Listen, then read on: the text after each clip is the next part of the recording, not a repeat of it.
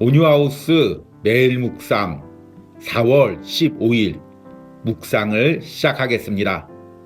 오늘도 존 스토트와 함께하는 십자가 묵상으로 묵상을 이어가겠습니다. 오늘 묵상의 제목은 십자가에서 나타난 하나님의 공의입니다. 오늘의 말씀을 읽겠습니다. 로마서 3장 25절에서 26절입니다.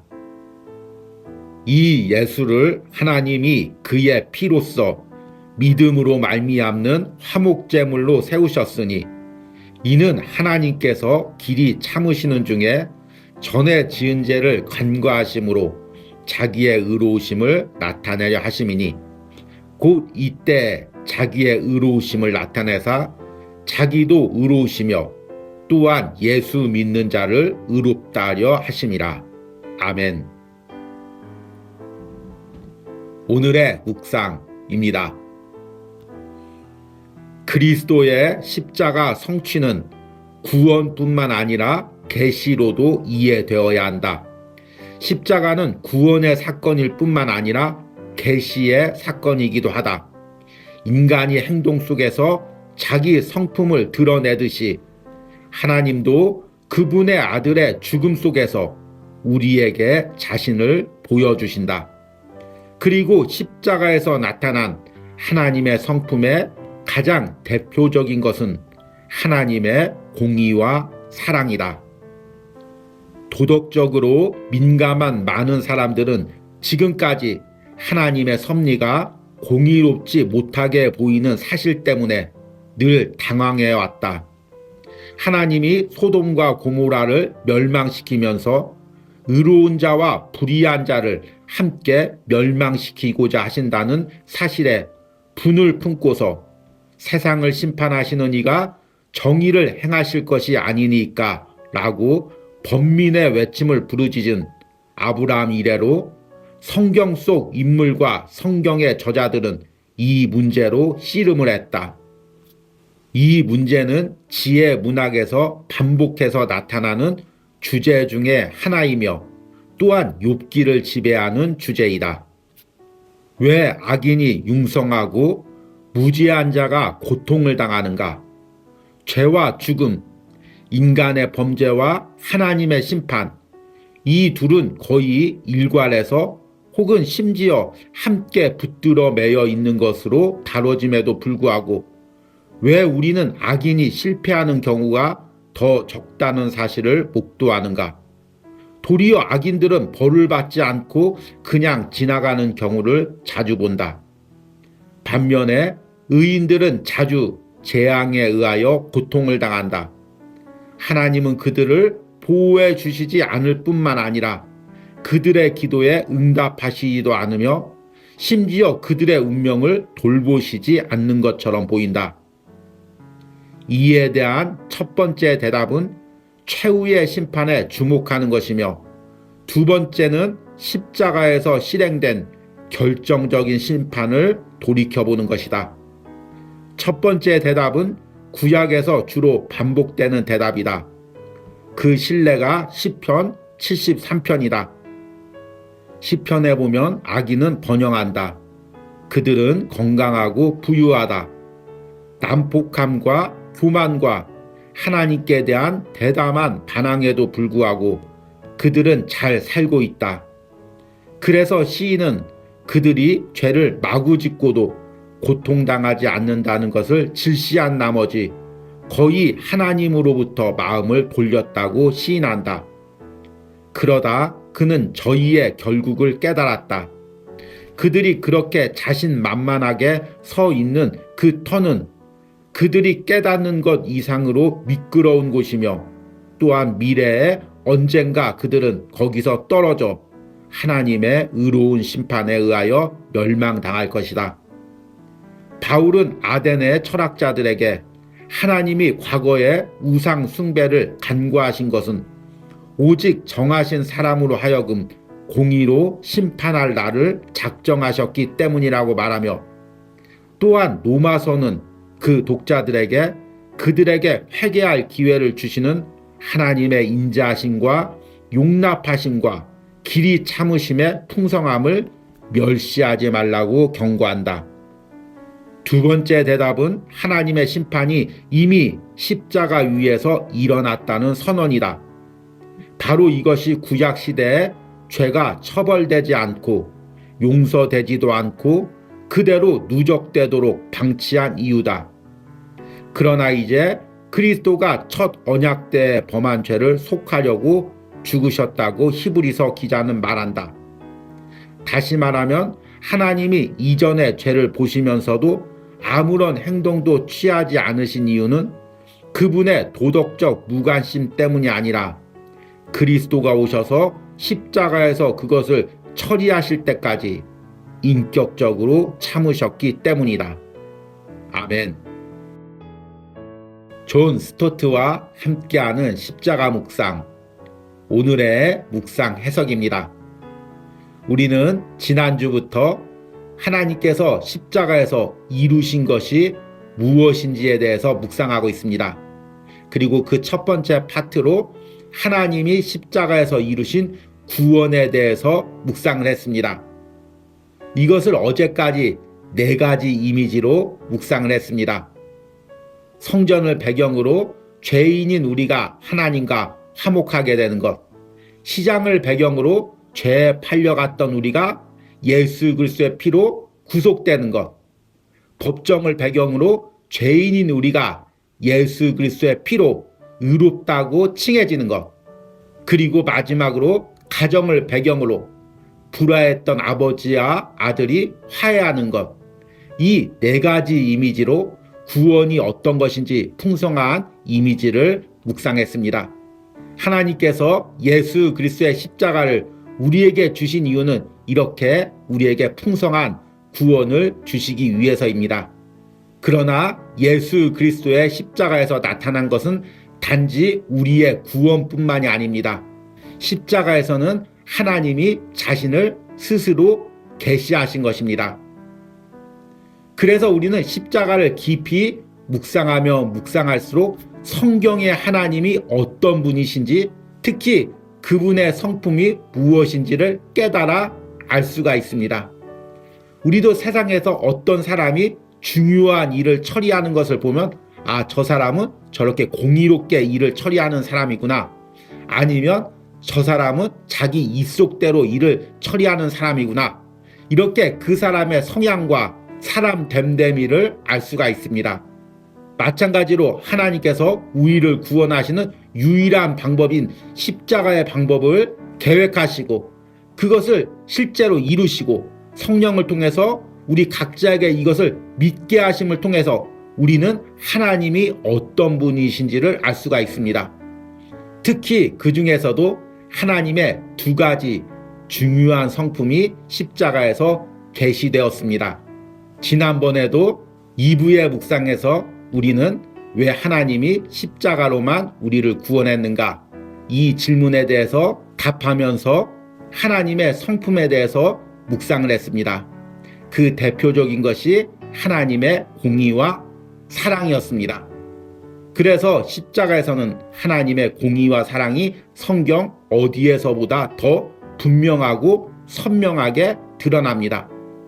오늘은 십자가에서 나타난 이 하나님의 공의에 대해서 묵상해 보도록 하겠습니다. 성경에 보면 하나님이 무섭게 악인들을 벌하는 장면들이 많이 나옵니다. 노아의 홍수로 모든 죄인들을 물로 심판하기도 하고 소돔과 고모라에서처럼 불로 심판하기도 합니다. 이것을 보면 하나님이 공의로운 하나님이구나 우리는 알 수가 있습니다.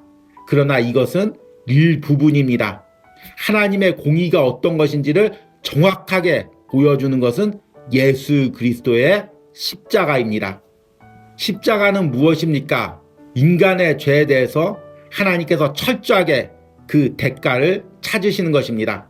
아담과 하와가 하나님을 거역하고 그 원죄를 품고 태어난 모든 인류들이 하나님을 거역하고 우상을 숭배하고 온갖 죄를 지었던 모든 것들, 그리고 지금도 짓고 있는 모든 것들, 앞으로 지을 모든 죄들을 예수 그리스도의 십자가에서 하나님께서 그 죄에 대해서 분노하시며 대가를 치르신 것입니다. 그 대가가 바로 흠없고 거룩한 예수 그리스도의 보혈입니다. 그래서 우리는 십자가를 보면서 하나님이 공의로운 분이라는 것을 깨달아 알 수가 있습니다. 사실 우리가 신앙생활하면서 가장 실족할 때가 바로 이 하나님의 공의가 보이지 않을 때입니다. 세상에 보면 악한 사람들이 오히려 더 잘 되는 것 같습니다. 하나님 모르고 자신의 익속만을 위해서 아주 약삭빠르게 살고 자신의 적수를 아주 야비한 방법으로 공격한 사람들이 세상에서는 잘 되는 것 같습니다. 그리고 그들은 늙을 때까지 부를 누리고 여전히 세상의 부와 지위를 자손 대대로 누리는 것 같습니다. 교회 밖에서뿐만 아닙니다. 교회 안에서도 마찬가지입니다. 때로는 믿는 신앙인 중에서도 하나님의 이름으로 자신의 욕망을 채우고 상대를 공격하거나 상대의 경우를 뺏는 경우도 있습니다. 그러면 우리는 답답하죠. 분명히 하나님이 살아계시는데, 그리고 분명히 하나님의 이름을 이용해서 온갖 악을 행했는데 왜 저 사람은 저렇게 잘 될까? 그리고 이런 사람들이 오히려 잘 되고 성공하고, 그래서 하나님은 내 편이다 자랑하는 경우가 있습니다. 이런 것을 볼 때 우리는 참 답답합니다.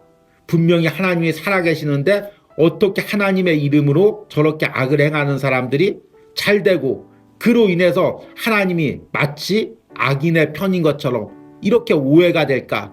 이렇게 생각할 때 답답합니다. 이런 생각을 오래 하다 보면, 또 이런 생각에 사로잡히다 보면 신앙을 잃어버리는 경우가 있습니다. 우리뿐만 아니죠. 오늘 묵상에서도 언급했듯이 시편 73편의 시인 역시 이런 고민에 빠져 있었습니다. 제가 시편 73편의 초반부 말씀만 한번 읽어드리겠습니다.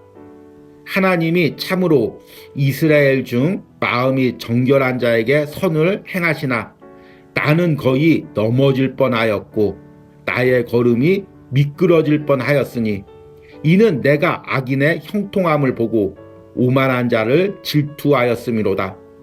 그들은 죽을 때에도 고통이 없고 그 힘이 강건하며 사람들이 당하는 고난이 그들에게는 없고 사람들이 당하는 재앙도 그들에게는 없나니 그러므로 교만이 그들의 목걸이요 강포가 그들의 옷이며 살찜으로 그들의 눈이 솟아나며 그들의 소득은 마음의 소원보다 많으며 그들은 능욕하며 악하게 말하며 높은 데서 거만하게 말하며 그들의 입은 하늘을 두고 그들의 혀는 땅에 두루 다니도다. 어쩌면 이렇게 몇천 년 전에 하나님을 믿으며 고민했던 시인의 기도가 지금 우리의 기도와 비슷합니까?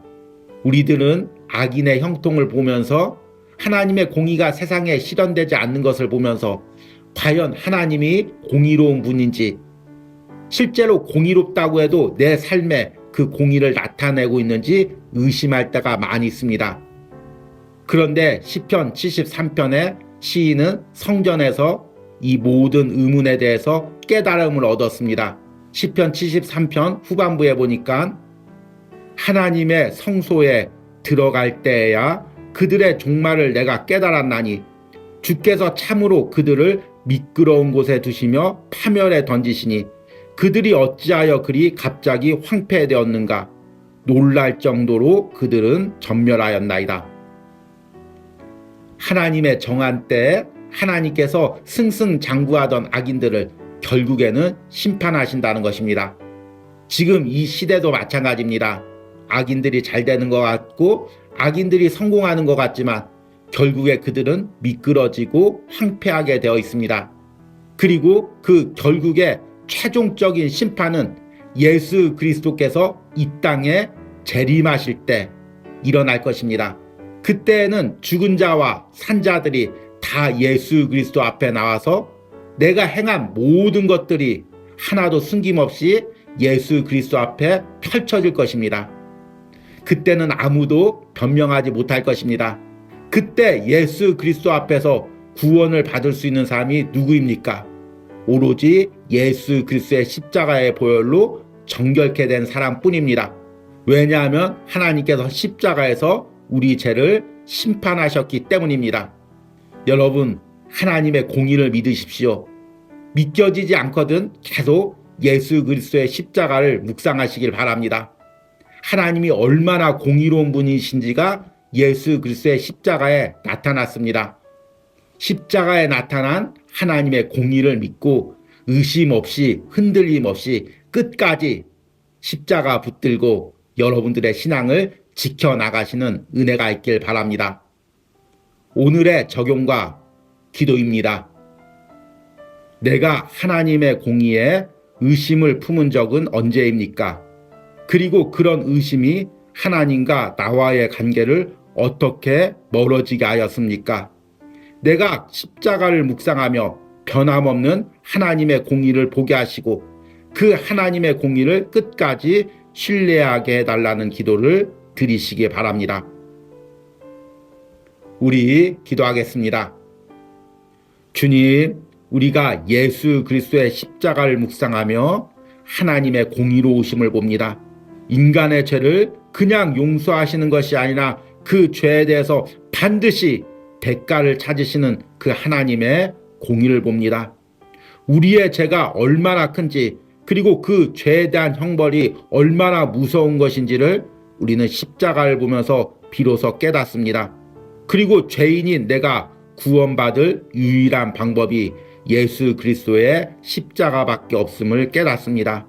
주님, 이 세상을 바라볼 때 마치 하나님의 공의가 없는 것 같습니다.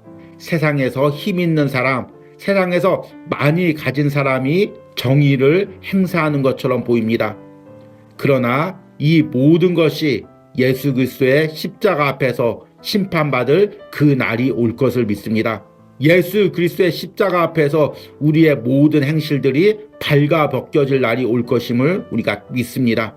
주님, 그러기에 더욱더 내가 예수 그리스도의 십자가를 붙들고 하나님의 공의를 믿으며 끝까지 믿음으로 살아가기를 원합니다.